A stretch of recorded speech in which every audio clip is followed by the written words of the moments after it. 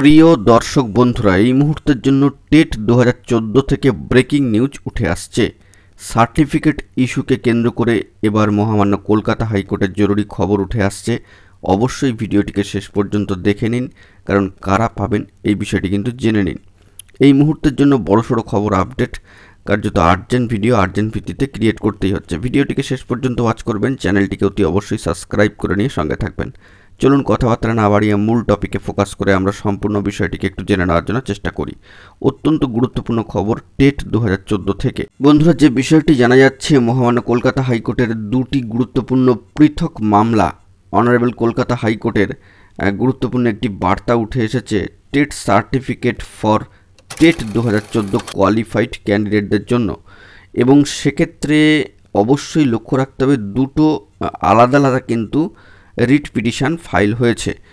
এবং সেক্ষেত্রে দুটো রিট পিটিশনের ক্ষেত্রে WPA 26-107/2024 এবং WPA 25-630/2024, অর্থাৎ WPA 26107 of 2024 and WPA 25630/2024।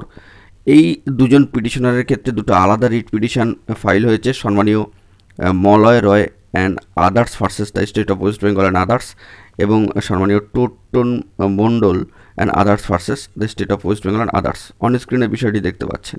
তো এক্ষেত্রে অভিযোগ ছিল যে ওনারা টেট 2014 কোয়ালিফাইড হওয়া সত্ত্বেও West Bengal board of primary এডুকেশনের তরফ থেকে এই সংক্রান্ত কোনো সার্টিফিকেটই ইস্যু করা হয়নি এখনও পর্যন্ত।